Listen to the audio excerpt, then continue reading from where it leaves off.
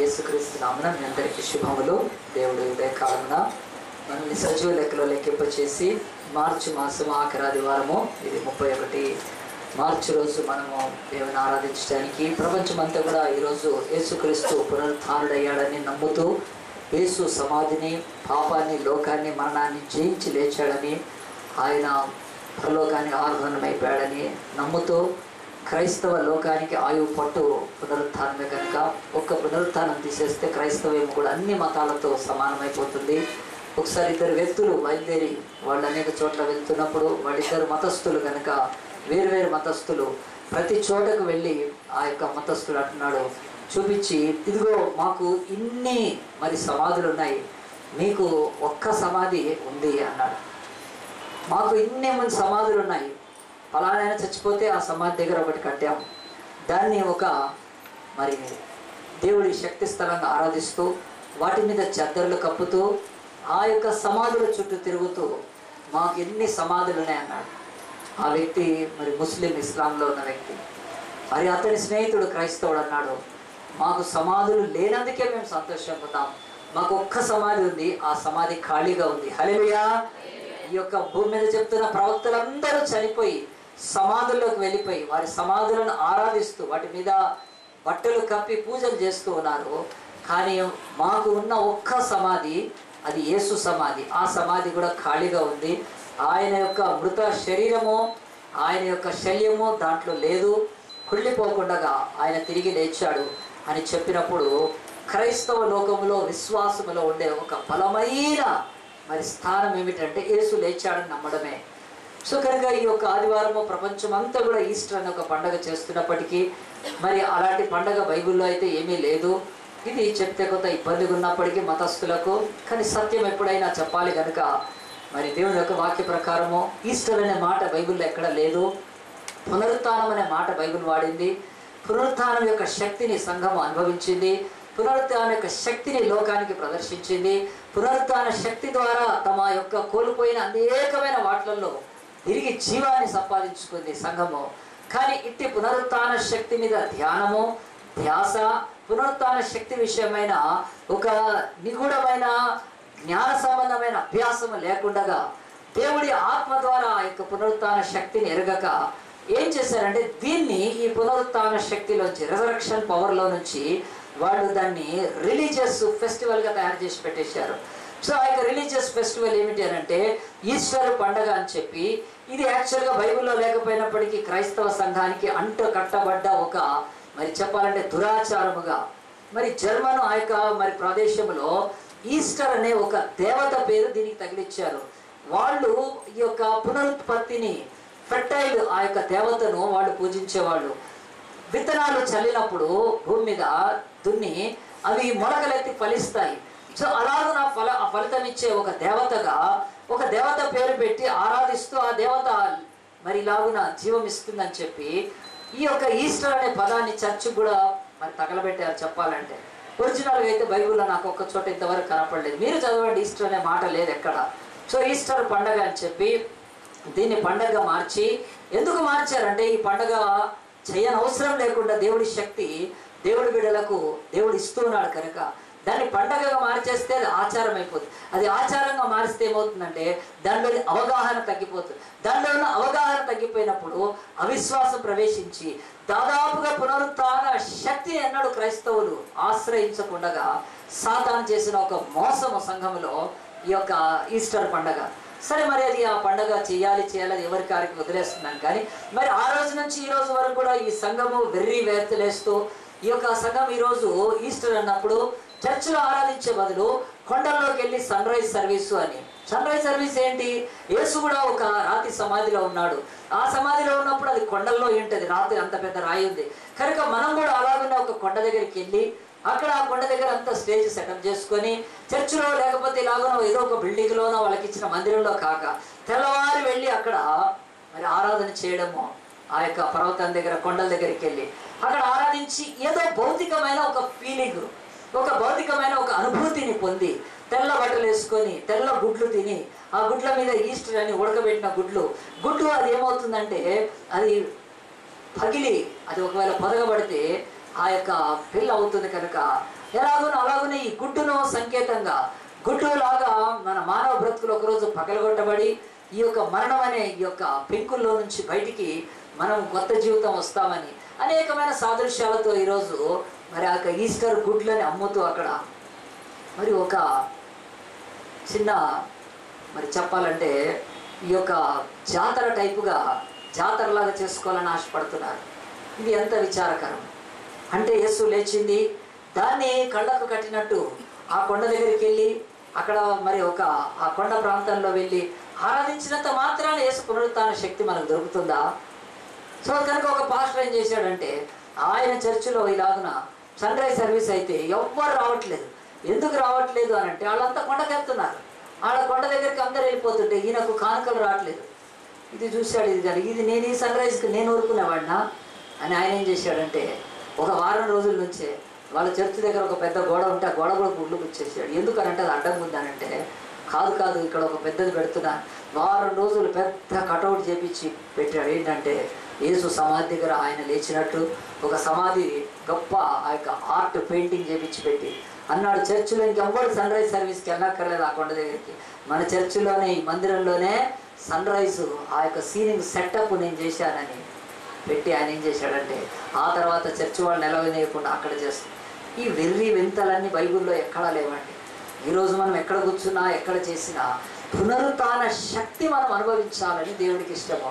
పునరుత్థానపు డ్రామాలు కాదు, పునరుత్థానపు నాటకాలు కాదు, పునరుత్థానపు యొక్క ఘట్టాలను ప్రదర్శించుకోవడం కాదు, పునరుత్థాన శక్తిని మనము మన బ్రతుకులో అనుభవించి అది ఈ లోకానికి చూపించాలని దేవుని యొక్క మరి ప్రగాఢమైన వాంఛ కనుక బైబిల్ చెప్తుంది. ఇందాక మిసెస్ లక్ష్మి చదివినట్టు యోహాను సువార్త 20వ అధ్యాయంలో మరి ఆ యొక్క ఆదివారం తెల్లవారుజామున యేసు ప్రభువు ఆయన లేచాడని బైబిల్ చెప్తుంది. నిజమే అది.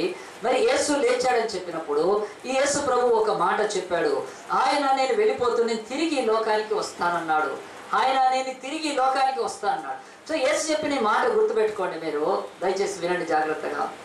మన ఆంధ్రప్రదేశ్లోనే మరి ఒక ఆయన దేవుడిగా కొలవబడి లక్షల కోట్ల మంది చేత ఆరాధింపబడి ఆయన తర్వాత అనారోగ్యం పాలైపోయి నడవలేక నిలబడలేక మాట్లాడలేక ఉన్న పరిస్థితిలో దేవుడు వీక్ అయిపోయాడు, దేవుడు డల్ అయిపోయాడు, దేవుడి పవరు మొత్తం బ్యాటరీ డౌన్ అయిపోయింది. కూర్చుంటే ఆయన ఇట్లా తిప్పుతా ఉన్నారు. ఆయన పోయాడు. ఒకరోజు పోయిన తర్వాత ఏం చేశారంటే లోకానికి ఒక అనౌన్స్మెంట్ ఇచ్చారు. ఆయన పోకముందు చెప్పాడు ఏమనంటే, నేను ఆంధ్రప్రదేశ్లో చనిపోయాను కానీ నేను కర్ణాటకలో పుడతాను అన్నాడు. కర్ణాటకలో పుట్టాడు. ఈయన చావంగానే ఆ కర్ణాటకలో ఒక ప్రాంతంలో ఒక ఆమె అంటుంది, ఆయన నా కడుపులోనే ఉన్నాడు అని. టీవీ వాడు ఆయన సచ్చి 1 మంత్ అయింది, నీకు కడుపు 3 నెలలు మీకు ఏ కైసా ప్రాబ్లం, ఆయన పోయి నెల కాలేదు నీ కడుపులో ఆయనే అంటుంది, టీవీకి చూపిస్తుంది. ఇది ఏమిటండి ఇది వింతగా? నాకు చాలా ఇది అనిపించింది. మోసం లోకంలో ఆయన దేవుడిగా కొలవబడి దేవుడిగా ఆరాధింపబడి దేవుడి యొక్క మహిమలన్నీ కూడా ఏవైతే కూడా ఆయనకు చెందాలో అవి ఆస్వాదిస్తూ ఆయన ఇంత దరిద్రంగా ఒకడు దేవుడు అనేవాడు చచ్చిపోయి వీక్ అయిపోయి హాస్పిటల్కి వెళ్ళి హాస్పిటల్లో ట్రీట్మెంట్ చేయించుకొని ఆ చచ్చిన ఆ యొక్క మరి డేటు ప్రభుత్వం అతను ఎప్పుడు చనిపోయాడో తెలియకుండా ఇవన్నీ చేస్తే మళ్ళీ పుడతానన్నాడు. ఆయన ఎందుకు ఈ మాటలు చెప్తున్నా అంటే, ఈరోజు ఆయన మళ్ళీ పుడతానంటే నాకు ఒకటి అర్థమైంది, నువ్వు ఈ జన్మలో ఏదో చేయలేకపోయావు, నీకు చేత కాలేదు కనుక నువ్వేమన్నావు మళ్ళీ పుడతాను అంటే నీ వర్క్స్లో ఎన్నో ఫెయిల్ అయిపోయావు నువ్వు చేయటానికి, కనుక మళ్ళీ పుట్టి మళ్ళీ కొంత ఇది చేస్తాను కదా. ఇప్పుడు ఇన్స్టాల్మెంట్లో ఎగ్జామ్స్ రాస్తారు కదా, మార్చి కొన్ని సెప్టెంబర్ కొన్ని రాస్తూ ఉంటారు చాలామంది. అలాగనే ఈయన ఇప్పుడు చేయలేని ఇంకో జన్మలో చేస్తాడా? ఎందుకు చెప్తున్నానంటే, ఈ భారతదేశంలో పునర్జన్మ అనే ఒక విశ్వాసము, అంధకార విశ్వాసం ఉంది. పునర్జన్మ ఎందుకంటే కర్మ సంబంధమైన ఈ క్రియలలో మనము నా బతుకింతే, నా బతుకు ఏమీది కావట్లేదు, నా బతుకుకు పరమార్థం లేదు, నేను ఏం మంచి చేయాలన్నా చేయలేకపోతున్నాను, ఇంతే నా కర్మ అనుకొని అయినా ఈ జన్మలో నేను సరిగ్గా బతకలేకపోతే నాకు ఇంకొక జన్మ అయిన ఉంటే ఆ జన్మలో నేను మంచిగా అవుతానేమో అని చెప్పి ఒక కర్మ సిద్ధాంతం ద్వారా పునర్జన్మ అనేది ఉంది అనేది మన భారతదేశంలో బలమైన నమ్మకం. ప్రపంచంలో దాదాపు 7 మతాల వరకు ఉంటే మరి ఆ యొక్క హిందూయిజం కానీ, ఇస్లాం కానీ, జొరాస్ట్రియనిజం, బుద్ధిజం కానీ, జూడాయిజం కానీ, కన్ఫ్యూషనిజం కానీ, ఇవన్నిట్లలో కూడా దాదాపుగా పునర్జన్మ కొన్ని నమ్మినా 1-2 నమ్మకపోయినా యేసు చెప్పే ఈ బోధలో క్రిస్టియానిటీలో పునర్జన్మ లేదు. ఏ ఒక్కడు పుట్టి చనిపోయి మళ్ళీ ఇంకో దగ్గర జన్మించాడు. చాలా మంది మనతో మాట్లాడుతుంటే ఏమంటారంటే చచ్చిని కడుపున పుడతా అంటేనే అంటే ఆ పని చేయొద్దు అంటారు. ఇక చచ్చి మన కడుపున పుడతారంట చాలా మటుకు. అది ఏంటో ఈ లోకం మన భారతదేశంలో కాదు. ఆ తర్వాత అది ఇంకా రెచ్చిపోయి ఇంకేం చేశారంటే నీ పాదం మీద పుట్టుమచ్చయి పుడతా చెల్లె అని ఇంకో ఆయన పాట పాడుతున్నాడు. వద్దు నాయన మచ్చలే వచ్చలే. చూడండి మరి అంటే ఈ లోకంలో ఒకటి ఉంది ఏంటంటే ఇప్పుడు చచ్చిపోయినాక మళ్ళీ సెకండ్ ఇన్నింగ్స్ ఉందేమో. ఏమీ లేదు సెకండ్ ఇన్నింగ్స్. సెకండ్ ఇన్నింగ్స్ ఉంటే నరకంలో, లేకపోతే పరలోకం. నో సెకండ్ ఇన్నింగ్స్ లేదండి. సెకండ్ ఇన్నింగ్స్ లేదు.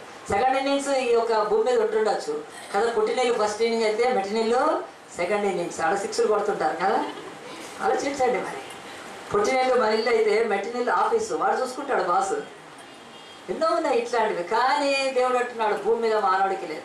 మనుషులు ఒకసారి మృతి పొందవాలను అటు పిమ్మట తీర్పు. హెబ్రీ 9:29లో బైబిల్ చెప్పింది కనుక పునర్జన్మ అనేది లేదు. మరి మళ్ళీ నేను ఎందుకంటే అంటే పునర్జన్మ చెప్తే మరి ఇన్ని గాడిదలు జంతువులు ఇవన్నీ పాపం చేసి గాడిదలే. ఏదైనా గాడిదని అడగండి గాడిదా అంటే ఎస్ అంటది. పోయిన జన్మలో నువ్వేంటి, నువ్వు ఆఫీసరా, నువ్వు లేకపోతే ఏంటి అని ఆడికి ఏంటి.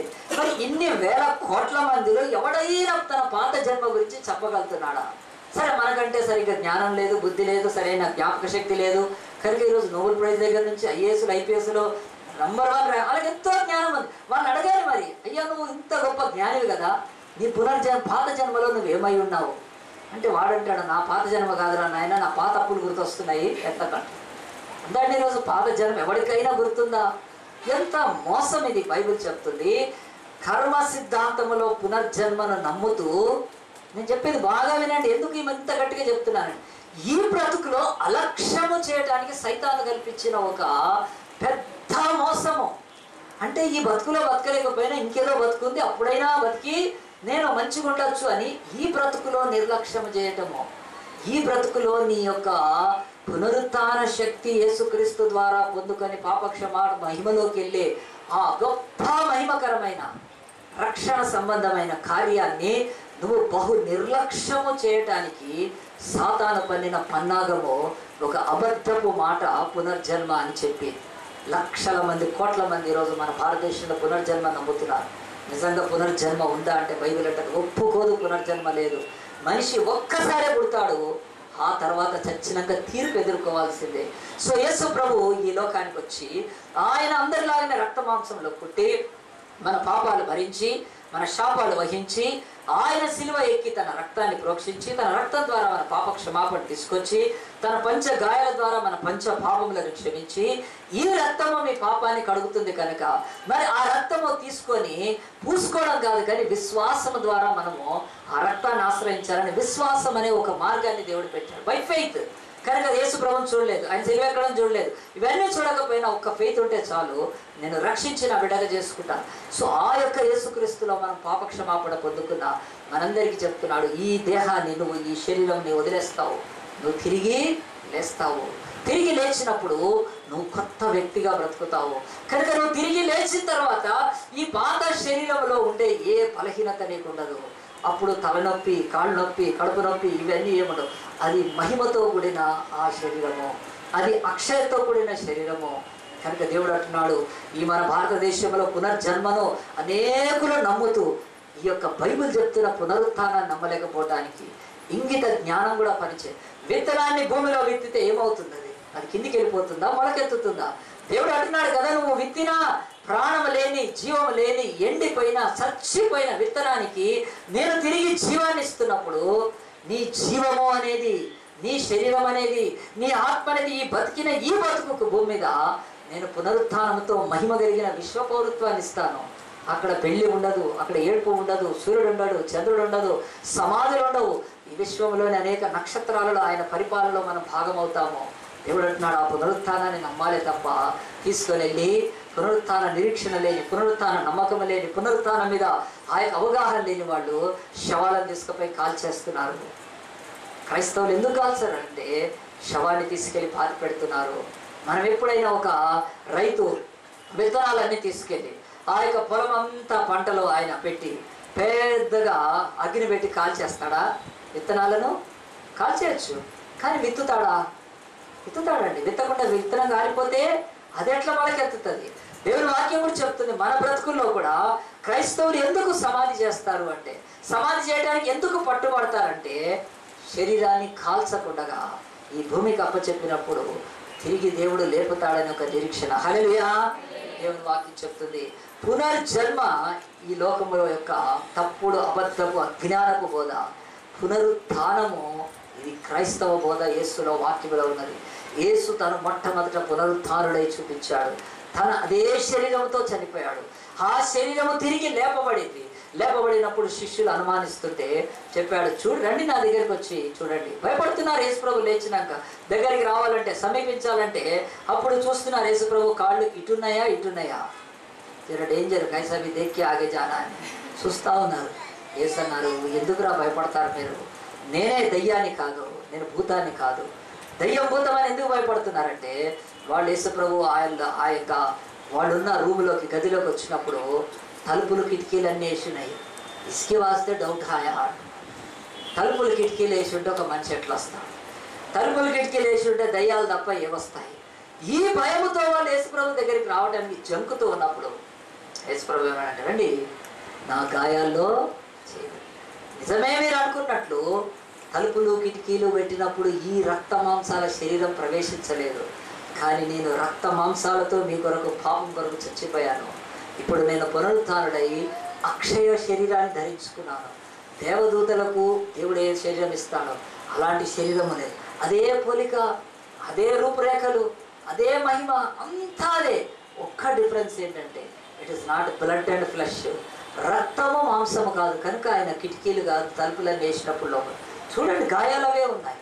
పునరుత్థానంలో మనిషికి ఆ శరీరం ఇవ్వబడుతుందని.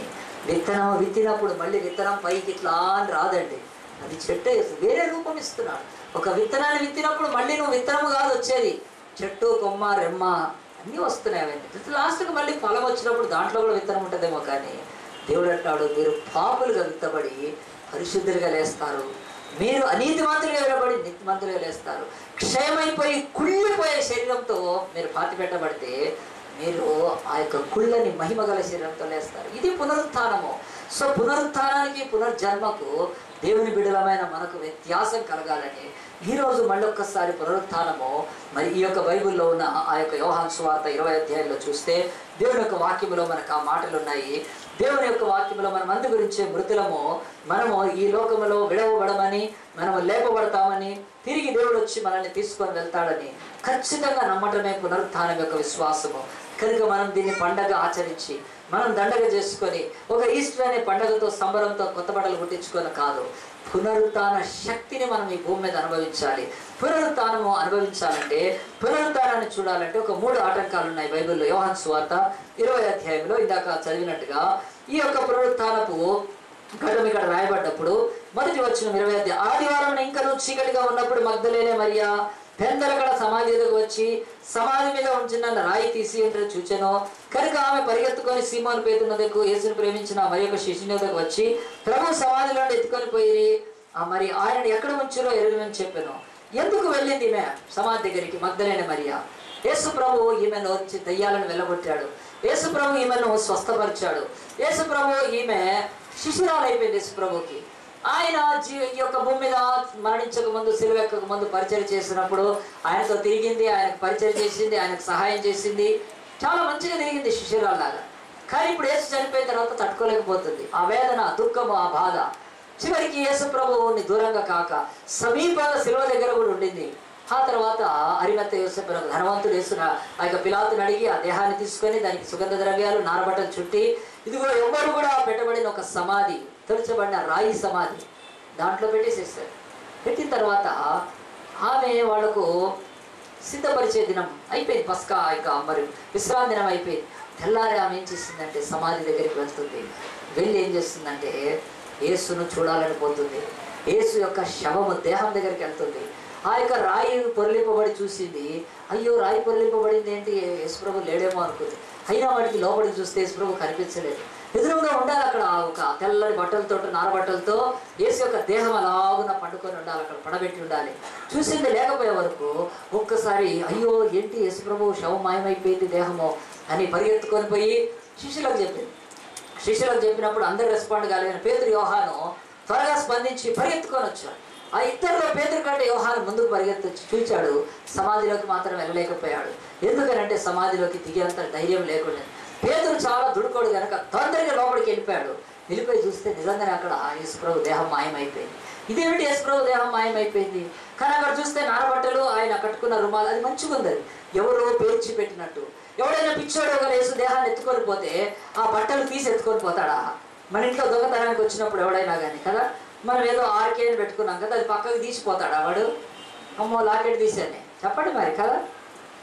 వాడు వచ్చినప్పుడు ఉన్నట్టు ఎత్తుకొని ఎత్తుకుపోతాడు. మరి యేసుప్రభు దేహాన్ని ఎత్తుకొని పోతే వాళ్ళకి ఎంత టైం ఉండింది? బట్టలన్నీ మెల్లగా నారబట్టలు తీసి సబ్ నికాలో అని చెప్పి అన్నీ తీసి పెట్టిపోయారు. పేతురు యోహానులో ఇద్దరికి ఒకళ్ళకి మాత్రం అర్థమైపోయింది, యేసుని ఎవడు ఎత్తుకొని పోలేదు, ఆయన చెప్పినట్టు తిరిగి లేచి ఉంటాడు. హల్లెలూయా! ఆయన చెప్పాడు నేను తిరిగి లేస్తానని. సరే సందిగ్ధంతో సగం విశ్వాసంతో మళ్ళీ వెళ్ళిపోయారు. వెళ్ళిపోయిన తర్వాత ఈ యొక్క మగ్దలేని మరి అక్కడే కూర్చుంది.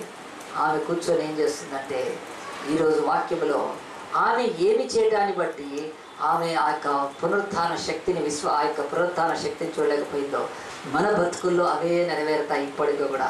3 సంగతులు చెప్తాను. మొట్టమొదటి చూడండి, సమాధి దగ్గర కూర్చొని ఆమె ఏం చేస్తుందో 20వ అధ్యాయంలో. వెళ్ళిపోలేదు, పేతురు యోహానులు వెళ్ళిపోయారు. ఈమె స్త్రీ కనుక సమాధిలో ప్రవేశించే ధైర్యం లేక శిష్యులు తీసుకొచ్చింది. ఆ యొక్క శిష్యులు చూసి వెళ్ళిపోయారు. ఇద్దరు వెళ్ళిపోయిన తర్వాత 11వ వచనం, అయితే మరియ సమాధి బయట నుంచి ఏడ్చుచుండెను. ఆమె ఏడుస్తూ ఉంది. దేవుడు అంటున్నాడు, నీ జీవితంలో పునరుత్థాన శక్తి నువ్వు చూడలేకపోవటానికి కారణము ఈ ఏడుపు. ఎందుకు అనంటే యేసును ఆమె తన కనులతో ఎదురుగా భౌతికంగా చూడాలని ఆశపడింది. Even it is a dead corpse, అది ఒక శవమైనా సరే దాన్ని చూస్తేనే ఆమెకు తృప్తి. కానీ యేసు చెప్పాడు ఆయన నేను తిరిగి లేస్తానని. కానీ ఆమెలో విశ్వాసం లేదు. ఆమె ఎందుకు ఏడుస్తుందంటే శవము కనపడలేదు, దేహము. బైబిల్ చెప్తుంది, నువ్వు శవాలు చూడటానికి వెళ్తే యేసు కనపడడు, గుర్తుపెట్టుకోండి. నువ్వు ఏడుపుతో వెళ్తే లేచిన యేసు కనపడడు. నువ్వు దుఃఖముతో వెళ్తే ఆయన యేసు ప్రభు కనపడడు. నీవు దేవునిలో విజయముతో ఆనందముతో యేసు లేచి ఉంటాడు అని పోతే అప్పుడు యేసు కనిపించేవాడు. ఆమె ఏడుస్తూ ఈరోజు ఎందుకు ఈ మాట చెప్తానంటే మన బతుకుల్లో కూడా పునరుత్థాన శక్తి ఎందుకు లేదు ఈరోజు? అది ఎందుకు ఈస్టర్ ఒక దండగా పండగ మిగిలిపోయిందంటే వీ డోంట్ బిలీవ్ యేసు లేచాడని, ఏదో ఉన్నాక ఏది ఆయన యేసు లేపుతాడని కానీ, లేకపోతే యేసు అలాంటి శక్తి కలిగి ఉన్నాడనే బిలీఫ్ లేక ఇంకా మృతులలో సజీవుడైన వాడిని ఎత్తుకుతున్నాము అని. అంటే ఇప్పుడు ఎవరైనా పిల్లోడు తప్పిపోయిన తర్వాత వాళ్ళు ఎక్కడికి వెళ్ళెత్తుకుతారు? స్నేహితుల ఇంటికి వెళ్ళి ఎత్తుకుతారు, తెలిసిన వాళ్ళకి ఫోన్ చేస్తారు, గ్రౌండ్ దగ్గర వెళ్ళి వెతుకుతారు, ఇంకెక్కడైనా వెతుకుతారు. కానీ ఎవరైనా ఇంట్లో నుంచి కనపడట్లేదంటే నేరుగా అంబర్పేట పోయి శ్మశానాలు ఎత్తుకుతారా? అరే మా వాడు తప్పాడు, ఎత్తుకరే. ఎవడు ఎత్తాడండి శ్మశానంలో? ఎత్తకరండి. అసలు చచ్చిపోయారని చెప్తే నమ్మటానికి కూడా ఇష్టపడరు. మరి ఇది అలాగుంది. యేసు లేచేవాడు, ఆయన లేపాడు ఎంతో మందిని. ఈమె ఏం చేస్తుందంటే సజీవుడిని మృతుల్లో ఎదుగుతుంది. ఇది దేవుడికి దుఃఖకరమైన, మన బ్రతుకుల్లోని ఒక బాధకరమైన ఘటన. యేసు లేచాడనంటే సమాధి దగ్గర కాదండి మనం వెతకాల్సింది. ఒకవేళ సమాధి దగ్గరికి వెళ్ళాక నా ఏడుపు దేనికి సంకేతం ఉందంటే అన్బిలీఫ్కి, మనం అవిశ్వాసాలకు సూచనగా ఉన్నాం. ఈ మాట చెప్తే మీకు ఒక సంఘటన చెప్తే అర్థమైంది. పాత నిబంధనలో ఇశ్రాయేలు దేవుడు ఎర్ర సముద్రం దాటించడానికి, లేకపోతే ఆ యొక్క ఐగుప్తుల నుంచి ఆయన బయటికి తీసుకొచ్చి ఎర్ర సముద్రాన్ని దాటించాడు, ఎలుకను కొలగొట్టాడు, ఆయన భాషను ఓగురాజులను హతమార్చుకుంటూ ఎన్నో కార్యాలు చేశాడు. ఆయన పగలు మేఘస్తంభం, రాత్రి అగ్నిస్తంభం, మన్నా గురుస్తుంది, రాళ్ళ నుంచి నీళ్ళు వస్తున్నాయి, ఏ యుద్ధమైనా గెలుస్తున్నారు. ఎంత ఆర్భాటంగా తీసుకొని వెళ్ళి ఏం చేశాడు తెలుసా? దేవుడు వాళ్ళని మోషే ద్వారా తీసుకెళ్ళి వాళ్ళకి ఏ దేశం ఇస్తానో పాలు దేశంలో ప్రవహించే కనాను వాగ్దాన దేశాన్ని వెళ్ళి అక్కడ కూడా మీరు వెళ్ళొద్దు, వేగుల వాళ్ళని పెట్టుకోండి, ఒక 12 స్పైస్ని పెట్టుకోండి అని మోషేకి చెప్తే ఆ 12 వేగుల వాళ్ళు ఆ యొక్క యెరూషలేము, ఆ యొక్క ఇశ్రాయేల్, ఆ యొక్క పాలస్తీనా, కనాను దేశం అంతా తిరిగి అక్కడ శాంపిల్ తీసుకొని రమ్మన్నాడు. వాళ్ళు ద్రాక్ష పళ్ళు తీసుకొని వచ్చారు. ద్రాక్ష పళ్ళు తీసుకొని వచ్చి జోబులోంచి తీసి ఇదిగో ఒక 2 ద్రాక్ష పళ్ళు అనలేదు. వాళ్ళు కర్రతో మోసుకొచ్చారు ద్రాక్ష గెలను భుజాల మీద మోసుకొచ్చారు. అంత సారవంతమైన దేశం అది.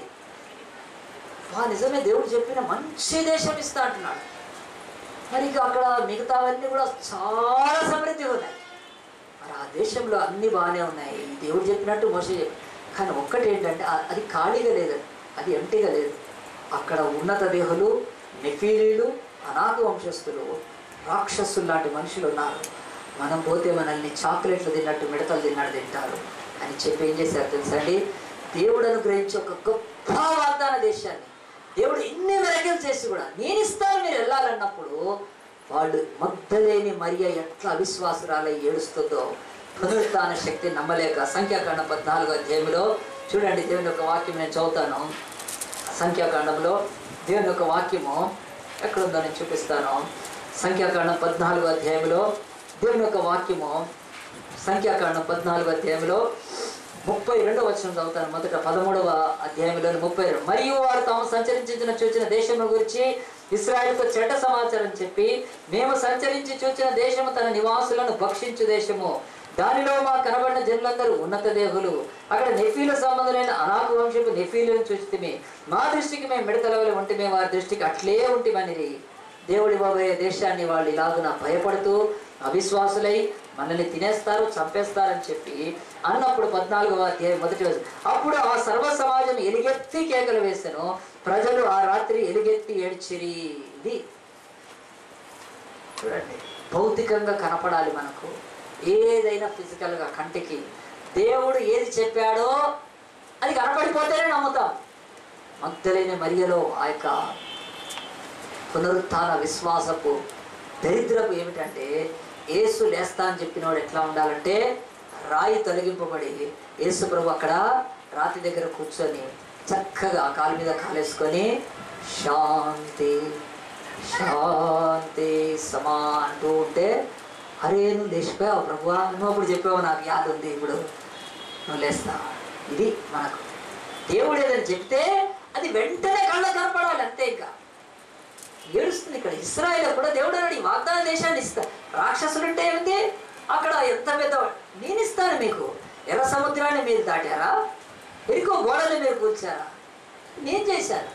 విశ్వాసహీనులు ఏడుస్తారు. ఎలుగెత్తి ఏడ్చి మోషే మీదకి రాళ్ళు రువ్వుకున్నప్పుడు దేవుడి మేఘం అడ్డొచ్చి మోషేని కాపాడింది. దేవుడు ఏమన్నాడు, మోషే ఈ ఇశ్రాయేలు ఏ ఒక్కడు కూడా ఆ దేశాన్ని స్వతంత్రించుకోడు, చేలో పీచే బోడు అన్నాడు. అంతే దేవుడు. నేను ఇవ్వను పో అన్నాడు, నేను ఇవ్వను పో అన్నాడు. ఇక ముందు జరగండి దేవుడి సన్నిధిలో, నేను ఇవ్వను పో అన్నాడు దేవుడు. ఎందుకన్నాడు ఇవ్వను పో అని? వీళ్ళు అవిశ్వాసులు, వీళ్ళకి ఎందుకు ఇస్తాను నేను? నా మాటను నమ్మలేదు కనుక వీళ్ళు 40 సంవత్సరాలు నడిచారండి. అందరికీ తెలుసు కదా ఇశ్రాయేలు కథ. పాత నిబంధనలో 40 సంవత్సరాలు అరణ్యంలో తిరిగారంటే 40 సంవత్సరాలు వాళ్ళు ఏమి కనాన్ దాకా వెళ్ళలేదండి. 2 ఇయర్స్ ఎండింగ్లో వెళ్ళాలి వాళ్ళు. 2 సంవత్సరాల అంతంలోనే అక్కడికి వెళ్ళిపోయారు. అక్కడ నుంచి 38 ఏళ్ళు తిప్పాడండి దేవుడు, చక్రం కొట్టించాడు. ఎందుకో తెలుసా, వెనక్కి ఐగుప్తులోకి వెళ్ళలేదు, అటు నా ముందు పాలలేదు. కానీ అవిశ్వాసులను చంపడానికి 38 ఏళ్ళు తీసుకున్నాడు దేవుడు టైం. బైబిల్ బోధ నమ్మండి. 38 ఇయర్స్ నీ బతుకులో కూడా యేసుని నమ్మి ఎప్పుడు ఆయన ఏం చేస్తాను నమ్మకపోతే నువ్వు మళ్ళీ లోకంలోకి విగ్రహాల్లోకి వెళ్ళవు. నువ్వు అట్లా అని చెప్పి దేవుడి రాజ్యంలోకి వెళ్ళవు. సంచారాలు, ఓన్లీ వ్యాండరింగ్స్, తిరిగి తిరిగి తిరిగి తిరిగి అంతే. ఎవరు రారండి, వాళ్ళ శవాలన్నీ కూడా ఒకవేళ క్రిస్టియన్ సెమెటరీకి వస్తాయేమో అంతే. కానీ వాళ్ళ ఆత్మలు ఒక్కటి దేవుడి రాజ్యంలోకి రావు. బతుకంతా విశ్వాసం, దేవుడు ఏది చెప్పినా నమ్మట్లేదు. మగ్దలేని మరియ సుగంధ ద్రవ్యాలు తీసుకొని వస్తుంది. ఇది అందుగురించే దేవుడు కనపడలేదు. ఆడే ఉన్నాడు యేసు ప్రభు, అక్కడే ఉన్నాడు. కానీ ఆయన ఎందుకు కనిపించుకోలేదంటే, నువ్వు నా దగ్గరకు వస్తే పునరుత్థానం చెప్తే నువ్వు నమ్మాలా, నువ్వే నమ్మకపోతే లోకమేం నమ్ముతుంది? అపరాధమే అప్నేకు నైన్ మానతో దూసరా కైసా మాంతా భయ్. మనోళ్ళే మన బంగారమే మంచిది కాకపోతే ఇక మార్కెట్లోకి పోతే ఏమంటారు? దేవుడికి అది బాధ. దేవుని బిడ్డలమైన మనం పునరుత్థాన శక్తి నమ్మకపోతే ఎవడు నమ్ముతాడు? నువ్వు సుగంధ ద్రవ్యాలు తీసుకొస్తావా మగ్దలేని మరియా? నువ్వు నాకు పుయ్యటాన్ని, నేను సచ్చినోడా ఇంకా నేను లేస్తానని చెప్పాను కదా, రాయి తొలగించింది కదా, ఎందుకు ఏడుపు? ఏడవద్దు, ఏడిస్తే వెనక్కి వెళ్తావు నువ్వు. పునరుత్థాన శక్తి మనం చూడకుండా ఉండటానికి బైబిల్ చెప్తున్న రీజన్ గుర్తుపెట్టుకోండి. ఏడుపులు ఏడవద్దు. మనం ఏడుపులో ఏముందంటే భౌతికమైన బాహ్య రూపమైనవి చూడటానికి ఇష్టపడుతున్నాం. మనం ఏదైనా సరే చెప్పంగానే దేవుడిది కనపడాలి, అప్పుడే మనం నమ్ముతాం. అలాంటిది విశ్వాసమే కాదండి. చూచి నమ్మేది విశ్వాసం కాదు. చూచి నమ్మేదాన్ని దృష్టి అంటారు. రాసి పెట్టుకోండి. What we see and accept, it is a sight. Sight అది అంతే, సైట్. అందు గురించి సైట్ సీయింగ్కి వెళ్ళి వస్తుంటారు కదా, దట్స్ అ సైట్ కళ్ళతో. But what we don't see yet we believe, it is faith. మనం ఏది దేవుడు చెప్తున్నాడు అక్కడ ఉందండి, అవును ప్రభా అని అన్నాం, అది విశ్వాసము. దేవుడు ఉన్నాడు. ఇలాంటి విశ్వాసాన్ని పునరుత్థానుడు అవుతానంటే సుగంధ ద్రవ్యాలు పట్టుకొచ్చేది కదా. ఎంత తప్పండి ఇది. ఎందుకు మగ్దలేని మరియా జీవితంలో ఇది మనకు రాసి పెట్టాడంటే, మన బ్రతుకుల్లో పునరుత్థాన శక్తిని చూచి అనుభవించకుండా ఉండే అడ్డు ఏడుపు, అవిశ్వాసపు ఏడుపు. కనుక దీన్ని మనం తీసేసుకోవాలండి. రెండవది బైబిల్ చెప్తుంది, ఇక్కడే చూపిస్తాను. అలాగున ఆమె సమాధిలోకి వంగి చూచిందంట. వంగి చూచిన తర్వాత ఏడుస్తూ 12వ వచనంలో, తెల్లని వస్త్రం ధరించి ఇద్దరు దేవదూతలు యేసుదేహం ఉంచబడిన స్థలంలో తలవైపున ఒకడు కాళ్ళవైపున ఒకడు కూర్చుంటాడా కనబడేను. కరెక్ట్, ఇద్దరు మనుషులు కూర్చున్నారు. కనబడుతుంటే వాళ్ళు ఏం చేశారంటే, వారు అడుగుతున్నారు, అమ్మా ఎందుకు ఏడుచున్నావు అని ఆమెను అడగగా, ఎందుకు ఏడుస్తున్నావు నువ్వు అని అడిగారు. పాపం వాళ్ళు ఆ దేవదూతలకు చాలా సంగతులు తెలియవేమో. వచ్చారు వాళ్ళు దేవదూతలు, ఆ సమాధి దగ్గర కూర్చున్నారు లోపల. మరి వాళ్ళు యాక్చువల్గా మరి రాయి తొలగించారా? నిజంగా దేవదూతలే రాయి తొలగిస్తే, యేసు ప్రభువు సమాధి దగ్గర రాయి తొలగించబడి లోపల ఉంటే ఈమె అడగచ్చు కదా పోయి, ఏమని, అయ్యా మీరు ఎక్కడోళ్ళు, గలిలయ, కానానా, ఎక్కడ మీది, ఖైరతాబాదా, లేకపోతే కొత్తపేట, ఎక్కడ మీది, లేకపోతే మిర్యాలగూడనా, జైరాబాదా, ఇది తెలిసే ఆయతంలో ఉంటుంది. అది అడగట్లేదు. అది ఎవరు కూర్చున్నారో చూడండి. అంటే ఈ యొక్క అవిశ్వాసము, ఈ యొక్క దీనిలో even we can't recognise angels of God, దేవుని దూతల యొక్క ప్రజెన్స్ తెలియట్లేదు ఆమెకు. వాళ్ళిద్దరు కూర్చొన్నారు తెల్లని వస్త్రం. ఎందుకు వచ్చారు సమాధిలోకి? అవిశ్వాసం మనకేమవుతుందంటే మన దగ్గరలో ఉండే దూతలను గుర్తించకుండా చేస్తుంది. వాళ్ళే అడుగుతున్నారు, అమ్మా ఎందుకు ఏడుస్తున్నామన్న. ఏడుస్తున్నావు అన్నప్పుడు వాళ్ళకు చెప్తున్న సమాధానం చూడండి ఏమంటది. ఎందుకు ఏడుస్తున్నావు అనగా ఆమె అంటది ఈ మాట చెప్పి, వారు అమ్మ ఎందుకు ఏడుచున్నావు అన్నప్పుడు ఆమె, నా ప్రభువుని ఎవరు ఎత్తుకొని పోయేది, ఆయన ఎక్కడ ఉంచిరో నాకు తెలియలేదని చెప్పాను. అసలు ఎక్కడ ఎతకలేదు, ఈడే ఎతికి ఎక్కడ పోయిందో ఎతికి రావాలి కదండి. ఎక్కడ ఎతకలేదు, ఈడే కనిపించట్లేదు. ఆమె అంటే ఎక్కడ యేసు ప్రభు నాకు తెలియదు అంటున్నాడు. తర్వాత 14 వచ్చి ఆమె ఈ మాట చెప్పి వెనకతాడు తిరిగి యేసు నిల్చుంటే చూచాను కానీ ఆయన యేసు అని గుర్తుపట్టలేదు. గుర్తుపెట్టుకోండి.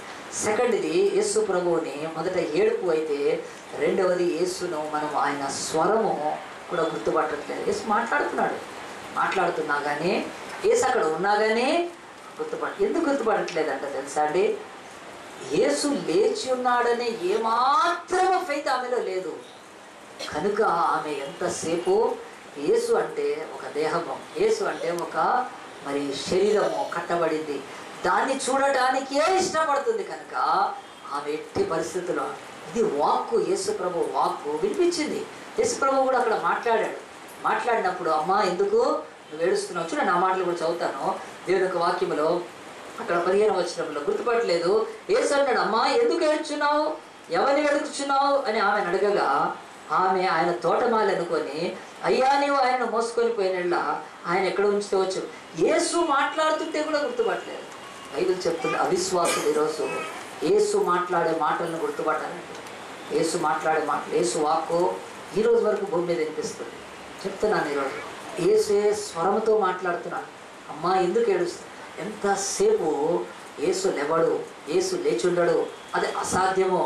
ఆయన దేహం దొరికితే చాలు, ఫస్ట్ నేను సుగంధ ద్రవ్యాలు పూసి మిగిలిపోతాను, ఆచారంతో మతముతో ఏదో పూసుకోవడానికే ఇష్టపడుతుంది. కానీ యేసు కళ్ళ ఎదుట ఉన్నా కానీ, అంటే యేసు మాట్లాడుతున్నా గుర్తుపడుతుంది. ఇది రెండోది బైబిల్ అంటుంది, పునరుత్థాన శక్తికి యేసు వాక్కును మనం నమ్మకపోవడమే. ఈ యేసు ఇప్పుడు మాట్లాడాడు, అంతకుముందు కూడా మాట్లాడాడు, కానీ ఆ వాక్కును నమ్మకపోవడమే. చాలాసార్లు ఈరోజు యేసు ప్రభు మన ముందు మాట రూపంలోనే ఉంటాడండి. ఇలాగ మగ్దలేని మరి ఫిజికల్గా కూడా కనిపించినట్టు కనిపించకపోవచ్చు, కానీ యేసు మాట మనం ఈరోజు చెప్తున్నాడు. యేసు వాక్కును మనం నమ్ముతున్నామా? దేవుడు అడుగుతున్నాడు పునరుత్థాన శక్తిని చూడాలంటే.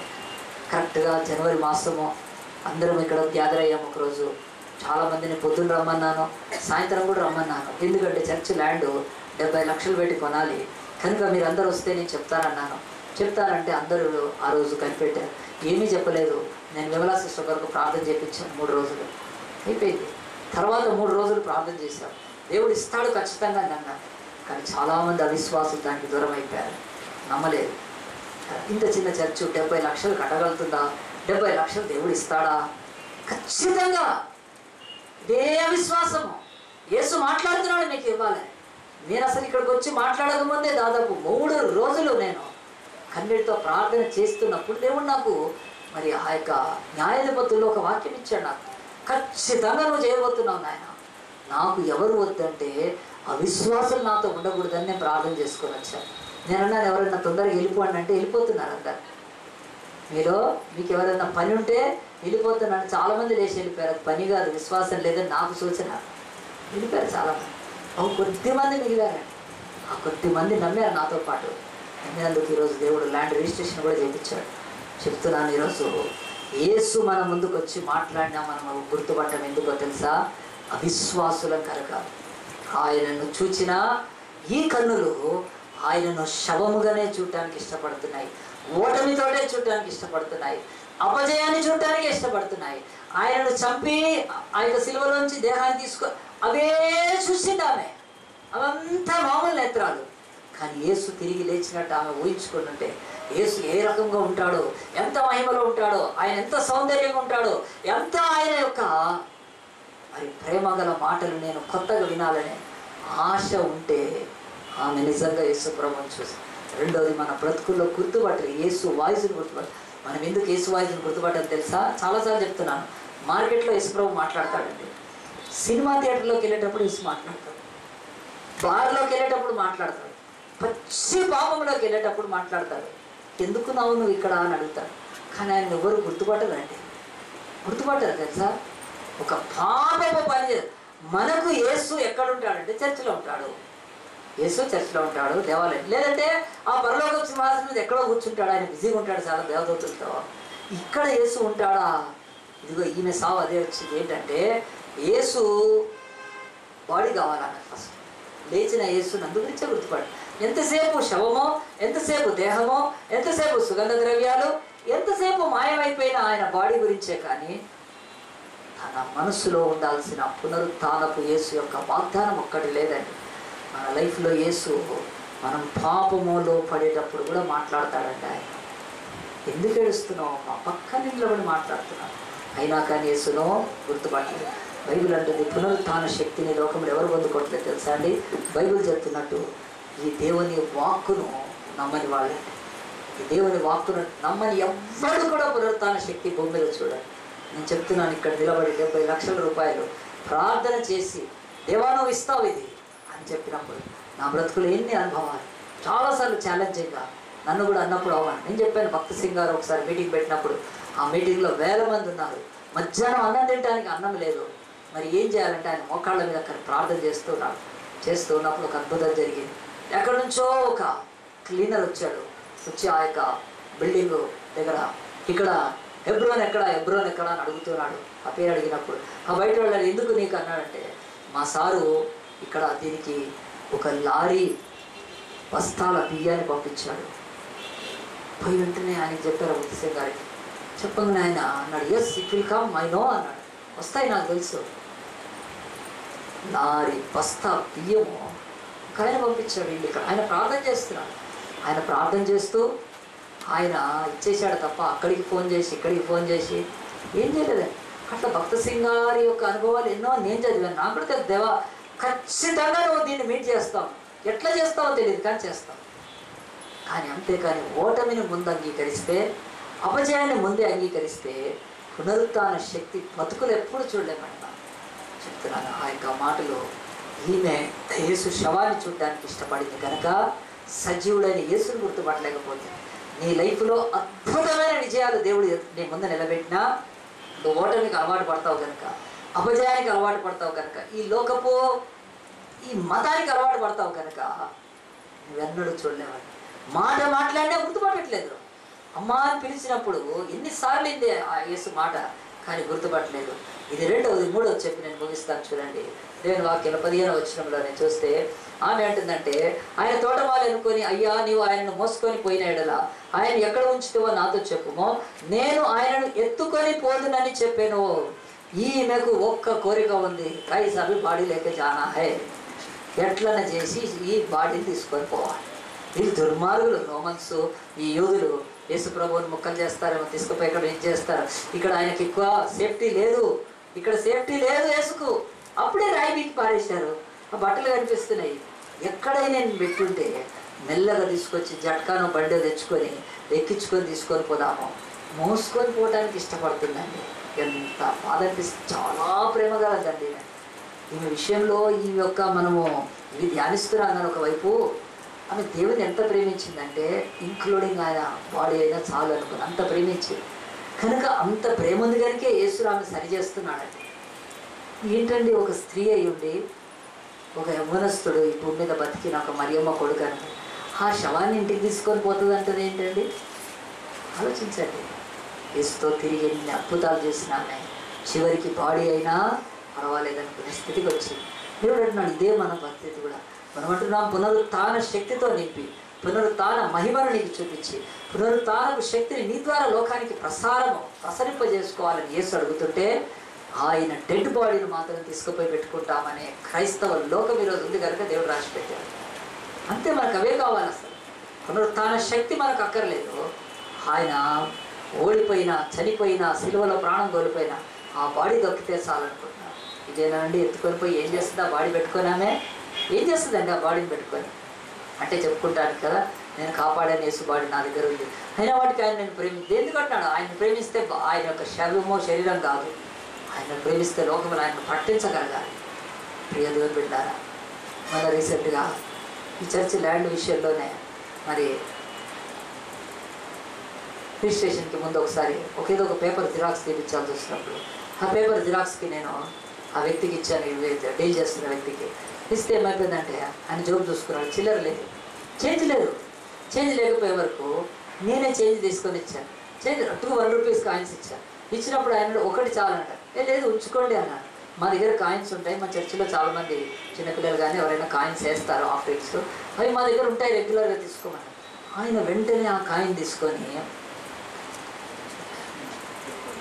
చర్చిగా ఏం చేశాడంటే ఆయన ప్యాకెట్ తీశాడు. నా దగ్గర ఉంటుందండి, ఇప్పుడు నాది ఖాళీనే ఉంటుంది. ప్యాకెట్ తీశాడు. ఇది అనుకుందాం, ఇట్లా తీశాడు.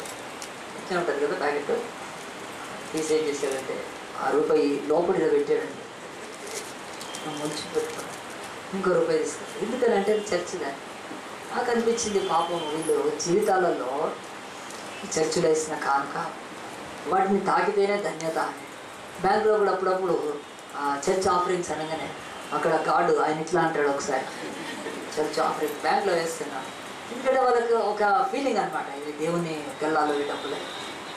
ఆయన చర్చ్ మనకు చేసిన ఆయన బ్రోకర్ ఎవరైతే ఉన్నారో రియల్ ఎస్టేట్ ఆయన ఆ కాయిన్ పెట్టుకున్నప్పుడు నాకు అనిపించింది, ఏంటి ప్రభా ఇవేనా మనం కూడా, మనకైతే లేవులే. ఈ రోజు వరకు క్రైస్తవులు అలాంటి వేషాలు వేస్తున్నారు.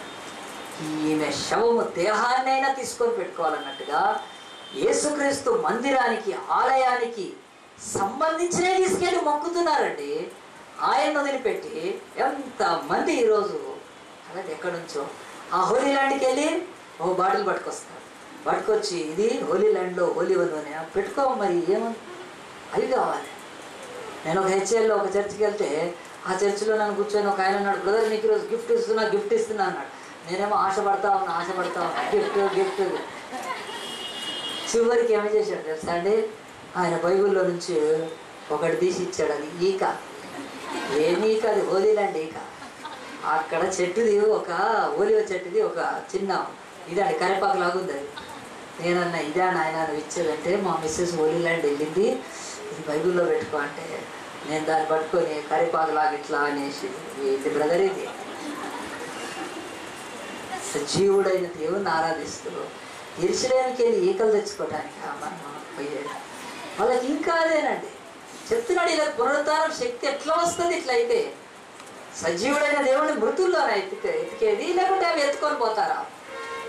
చాలామంది బైబిల్ తీసుకొని పోయి రాత్రి నెత్తిరి కింద పెట్టుకోవడం, పొద్దున్నీ ఏదో పని చేయడం, రాత్రి బైబిల్ కింద పెట్టుకోవడం. ఇంకా మరి రాత్రి ఏమవుతాయి చెప్పు, మరి బైబిల్ పెట్టుకుంటూ వస్తున్నా. దేవుడు అన్నాడు ఏమీ లేదండి, ఈ గుండెలో నుంచి పునరుత్థాన శక్తి లోకానికి ప్రవేశించాలి కదా. అప్పుడప్పుడు ఇక్కడ ఏమన్నా ఇల్లు కడుతున్నప్పుడు ఒక మొహం పెడతారు ఇట్లా కదా, అనంటే ఏంటంటే ఇంతకంటే దరిద్రం లోపల ఉన్నారని పెడతారు, ముందు పెడతారు. మనకి ఎందుకండి ఈ సింబల్స్, ఈ యొక్క సైన్స్, ఇవన్నీ దేవుని బిడ్డలకి ఎందుకండి అసలు? ఈమె అంతే చేస్తుంది మధ్యలేని మరియా. ఈ బాడీని తీసుకోపోవాలంటే దాంట్లో ఏముంది ఆ బాడీలో కదా. ఒక చిన్నది పెట్టుకొని ఇంట్లోకి ఏదో రావాలనుకుంటే నువ్వు తెచ్చుకునే బాటిల్ అది ఆపుతుందా? చెప్పండి, నువ్వు తెచ్చుకునే బాటిల్ అది ఆపుతుందా ఇంట్లోకి? దేవుడు యేసు సిలువ పెట్టుకున్నంత మాత్రాన, ఏదన్నా బొమ్మ పెట్టుకున్నంత మాత్రం నువ్వు చేసే దరిద్ర పనులను అది ఆపుతుందా ఇంట్లోకి రాకుండా? ఇక్కడ ఉండాలి భయము. నా ఇంటిని పరిశుద్ధంగా ఉంచుకుంటా, నా మాటల్ని పరిశుద్ధంగా ఉంచుకుంటా, నా వాంఛలను నేను పవిత్రంగా ఉంచుకుంటా. అప్పుడు ఇంకా ఏది రాదండి మన ఇంట్లోకి. బైబిల్ చెప్తుంది మగ్దలేని మరి ఎందుకు యేసును ఆనాడు ఇంతవరకు చూడలేకపోతుంది. వచ్చి చాలాసేపు అయింది, తెల్లవారిపోయింది కదా. సెకండ్ సర్వీస్ నడుస్తూ ఉంది, సెకండ్ సర్వీస్ ఎండింగ్కి వచ్చింది, కానీ ఆమెకు జీసస్ కనిపించట్లేదు. యేసు మాట్లాడుతూ ఉన్నాడు. యేసు పలికిన మొట్టమొదటి మాట పునరుత్థానం. అమ్మ ఎందుకు ఏడుచుచున్నావు? హల్లెలూయా. బైబిల్ చెప్తుంది యేసు మొట్టమొదటి మాట లోకంతో మాట్లాడిన మాట పునరుత్థాన శరీరంతో, ఎందుకు లోకస్తులారా మీరు ఏడుస్తున్నారు అన్నాడు. తర్వాత మీరు ఏమి వెతుకుతున్నారు? ఏం వెతుకుతున్నారు? సజీవుడైన క్రీస్తునా, లేకపోతే చచ్చిపోయిన శవాన్నా? ఈ లోకములో మతాలన్నీ చచ్చిపోయి ఉన్నాయి, మీరు వెతికితే సత్యము దొరకదు. సజీవుడైన ఖాళీ సమాధిలోంచి మృత్యుంజయుడైన యేసును వాక్యములో ఆత్మలో వెతకండి.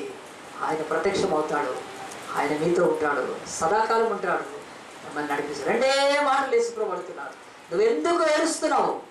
మొదటిది. రెండో, నువ్వు ఏమి వెతుకుతున్నావని పలికాడు ఆ మాటలో యేసుప్రభు. ఈరోజు వరకు అంటున్నాడు మనం పునరుత్థాన శక్తిని పొందుకొని పునరుత్థానపు ఆ యొక్క అభయము చేత జీవిస్తూ ఏ ఒక్కడు మనల్ని కోల్పోయిన ప్రియులు నరకానికి కానీ లేకపోతే నిత్య నాశనానికి వెళ్ళరనే ఒక దృఢ విశ్వాసంతో మనం ఉండాలండి. లాస్ట్ ఒక్క చిన్నది చెప్పి నేను ముగిస్తాను. పునరుత్థానపు శక్తి మనము క్రైస్తవులను నమ్మితే, ఒక ఆమె ఒక పడవలో ప్రయాణం చేస్తుందండి. పడవ భయంకరంగా వెళ్తూ ఉన్నది, వెళ్ళింది మధ్య సముద్రంలోకి వెళ్ళింది. ఆ సముద్రంలోకి వెళ్ళిన తర్వాత పెద్ద తుఫాను అలజడిగా వేస్తుంది.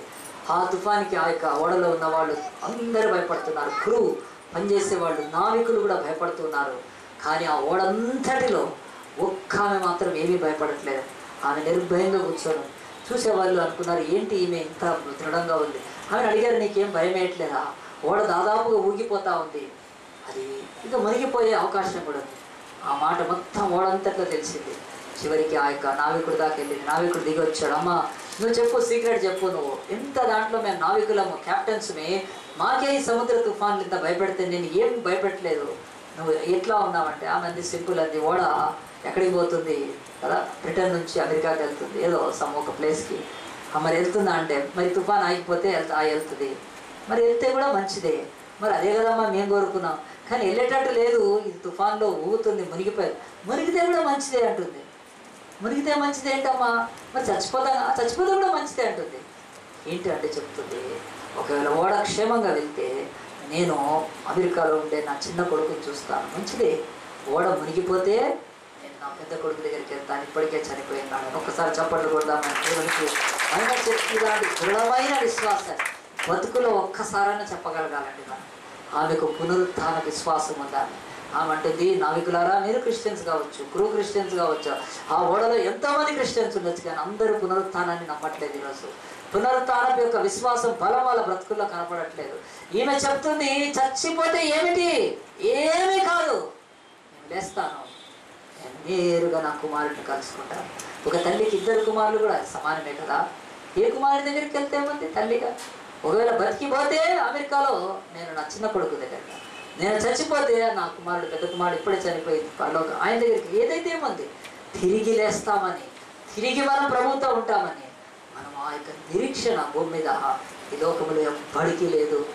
కానీ క్రైస్తవులమైన మనం అంటున్నాము, ఈరోజు ఈస్టర్ అని చెప్పుకున్నా, పునరుత్థానం అని చెప్పుకున్నా, ఈ పునరుత్థానంలో దేవుడు నీకు అది ఇవ్వాలని ఆశపడుతున్నాడు. కనుక ప్రియ దేవుని బిడ్డ, ఒక్క మాట నేను చూపించి ప్రార్థన చేస్తాను. దేవుని వాక్యము 1 కొరింథీయులు 15వ అధ్యాయము తీయండి అందరూ, ఒక్క మాట చదివి.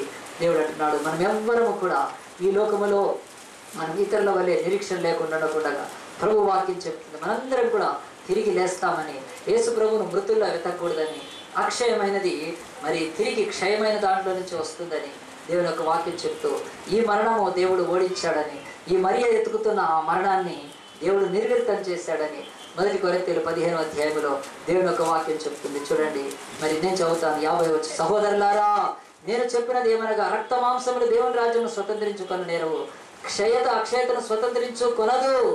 ఇదిగో మీకు ఒక మర్మం తెలుపుచున్నాను, మనమందరము నిద్రించుము గాని నిమిషములో ఒక రెప్పపాటున కడబూరం రోగగానే మనందరము మార్పు పొందుదుము.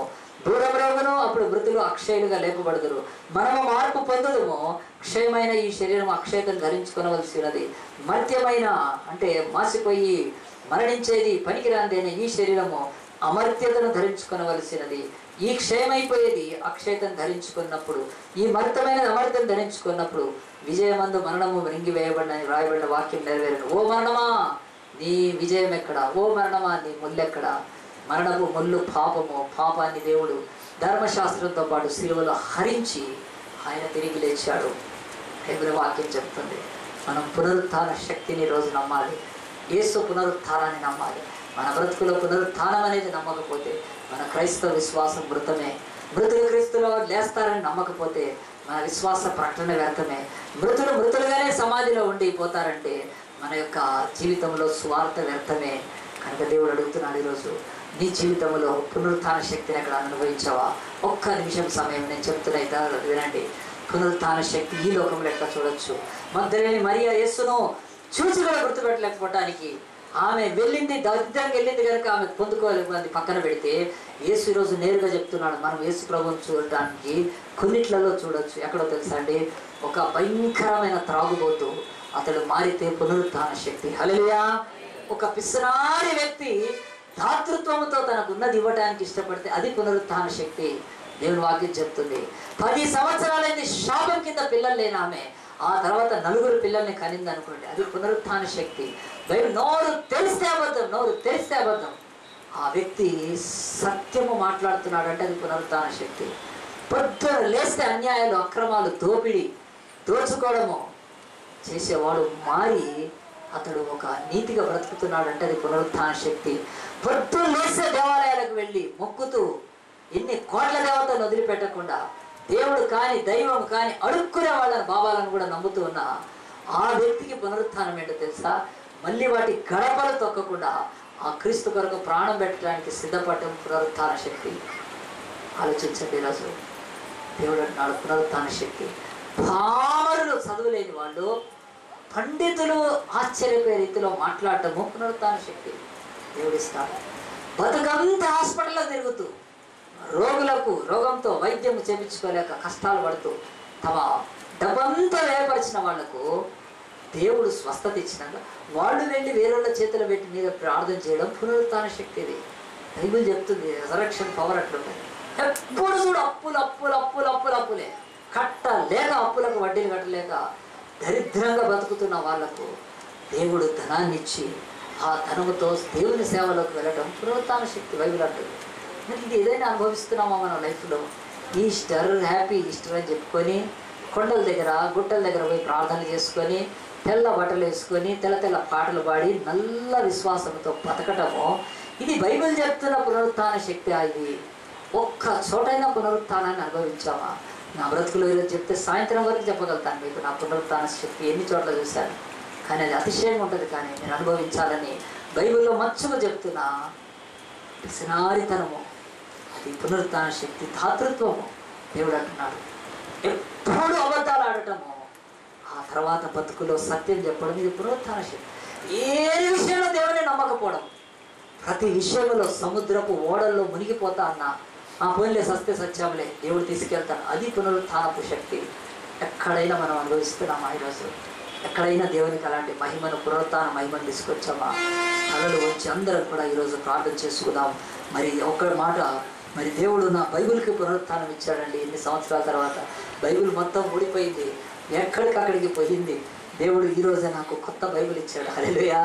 సేమ్ బైబిల్, ఇది 1000 రూపాయల పైన తెలుగు బైబిల్ దేవుడు ఇచ్చాడు కనుక నేను చాలా సంతోషంతో చెప్తున్నాను. ఈ బైబిల్ ఎప్పటి నుంచో వాడాలంటే ఏమో నిన్న రాత్రి అంటున్నాడు, దీనికి పునరుత్థానం ఇయ్యి నువ్వు ఇంకా బైబిల్కి అని దేవుడు ఇచ్చాడండి. హల్లెలూయా. అందరి తల్లి వచ్చి ప్రార్థన చేసుకుందాము. దేవా, పునరుత్థాన శక్తి అనేది పునరుత్థాన పాటలు పాడటం కాదు నాయన. పునరుత్థానం ఒక పండగ, ఈస్టర్, హ్యాపీ ఈస్టర్ అని చెప్పుకోవడం కాదు ప్రభా. పునరుత్థాన శక్తిని నేను అనుభవించాలి ప్రభా.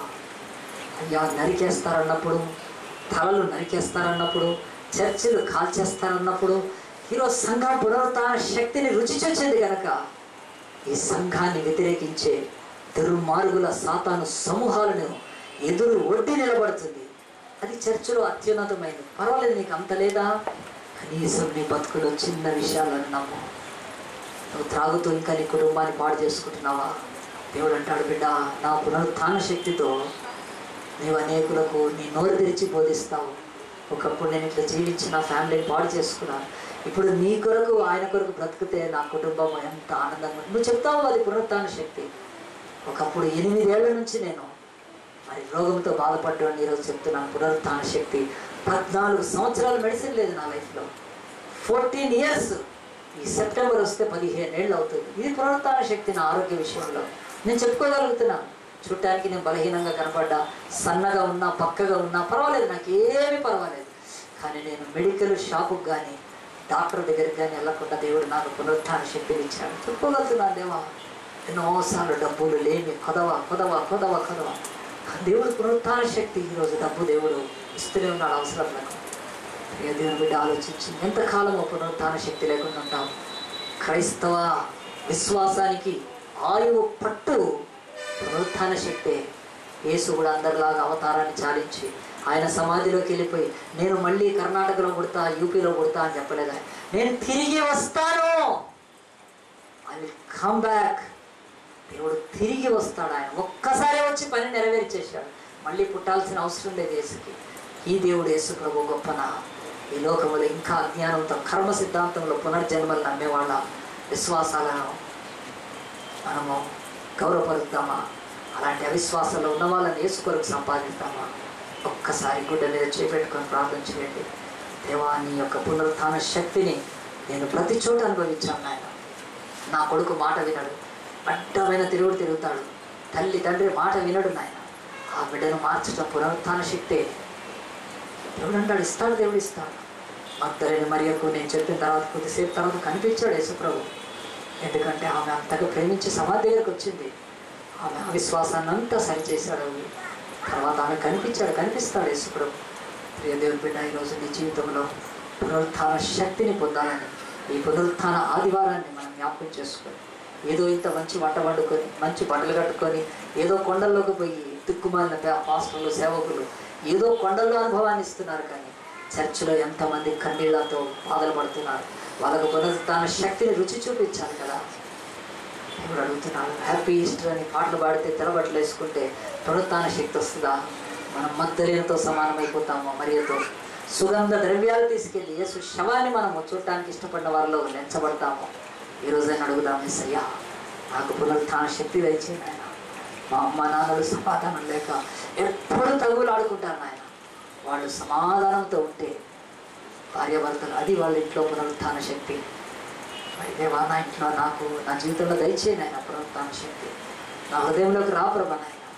మగ్దలీనకు కాదు నాయన, ఈరోజు నాకు కనిపిస్తావు నాయన. నాకు దయచేసి స్వామి. నువ్వెందుకు ఏడ్చుతున్నావమ్మా? నువ్వు ఎవరిని వెతుకుతున్నావు? సజీవుడైన వారిని మృతుల్లో వెతకూడదమ్మా. సజీవుడే ఆయన. లోకాన్ని, పాపాన్ని, మరణాన్ని జయించిన మృత్యుంజయుడు, మృతులలోంచి ఆది సంభూతుడిగా లేచిన వాడు. ఆయనను మృత విశ్వాసాల్లో వెతకకూడదు. సజీవుడిని వెతకాలి. యేసుస్వామిని అడుగుదామా? మన హృదయాన్ని ఆయనకి ఇస్తామా? యేసుస్వామి, నాకు పునరుత్థాన శక్తిని దయచేయండి ఆయన. ఎవరైనా అడగాలనుకుంటే మీ చెయ్యెత్తి చూపిస్తే మీ కొరకు నేను ప్రార్థన చేస్తాను. దేవునికి స్తోత్రం. యేసయ్యా, రానైనా నా హృదయంలో పునరుత్థాన శక్తిని నింపునాయన.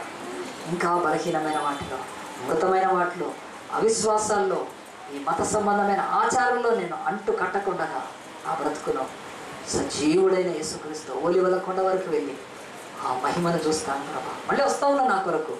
అంతవరకు పునరుత్థాన శక్తి నమ్ముతూ నేను ముందుకు వెళ్తాను దేవా, నాకు సహాయం చేయి. దేవునికి స్తోత్రం. ఇంకెవరైనా ఉంటే దేవునికి మహిమ కలుగునుగా, దేవునికే మహిమ కలుగునుగా. చేతులు తెచ్చివేద్దాం, ప్రార్థన చేసుకుందాం.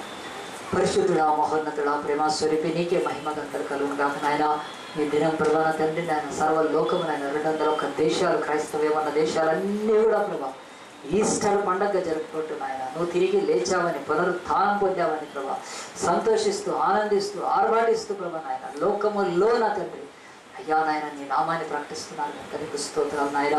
మేము కూడా ప్రభా నా తండ్రి ఈరోజు నువ్వు తిరిగి లేచావని, నువ్వు ఓడిపోయిన దేవుడవు కాదు, అపజయం పొందిన దేవుడవు కాదు, నిన్ను భూమి మింగలేదు అయ్యా. నువ్వు నాయన తండ్రి ఈ లోకంలో హతవిధిగా నీ జీవితాన్ని ముగించలేదు నాయన. నువ్వు తిరిగి లేచావు నాయన, మరణాన్ని కాంకర్ చేసావు కనుక నాయన, మరణాన్ని ఓడించావు కనుక నాయన, మరణాన్ని ఆ యొక్క శిలువలో ఆ యొక్క ప్రభా సమాధిలో సమాధి చేసావు నాయన శాశ్వతంగా. ఇక మరణ భయంతో కాదు నాయన, మేము నా తండ్రి మహిమ కలిగిన నిరీక్షణతో ఈ లోకంలో బతుకుటకు ఈ పునరుత్థానాన్ని మాకు బైబిల్లో స్పష్టంగా ఇచ్చి, మేము నా తండ్రి పునరుత్థానాన్ని యేసు నిన్ను చూస్తామో చూడలేకపోవచ్చేమో, కానీ అది నాయన మాకు అవసరం కూడా లేదు. కానీ బ్రతుకులో పునరుత్థాన శక్తిని మాత్రం నాయన అనేక విషయాల్లో మేము చూడాలి నాయన. అలాంటి శక్తిని మాకు తెచ్చి మేము వేడుకుంటూ, ఎవరైతే చేతులెత్తి పునరుత్థాన శక్తిని ఆశిస్తున్నారు, అపేక్షిస్తున్నారు నాయన, వారికి రుచి చూపించినారు తండ్రి. పేతురు యోహాను ఎల్లి ప్రభా నాయన ఎలాగో మృతులను కూడా సజీవులుగా లేపి పునరుత్థాన శక్తిని ప్రకటించిన ఆయన, వాటి కొరకే ప్రాణాలను కూడా సమర్పించుకున్నారు ప్రభా. మేము కూడా అలాగే ముందుకు సాగడానికి సహాయం చేయాలి. విత్తబడిన వాక్యానికి నారు కట్టి నీరు పోసి నిరంతరంగా ఫలింపచేయమని. ఏ ఒక్కరు యేసు లేచాడా లేదా అనే సందిగ్ధంలో కాదు, యేసు నిశ్చయంగా లేచాడని ప్రభా, తిరిగి రాబోతాడని నమ్మకంతోనే ఈ పునరుత్థాన విశ్వాసంలో ముందుకు సాగడానికి సహాయం చేయమని. మహిమ నీకే, ఘనత నీకే ఆరోపించుకుంటూ బలహీనుడు ఎన్నికలైన నిలబెట్టినందుకు స్వామి నీకు వందనాలు చెల్లిస్తూ ఈ కొద్ది ప్రార్థన మనలో మా ప్రభు రక్షకుడైన యేసు నామమును బట్టి అడుగుతున్నాము తండ్రి. ఆమేన్.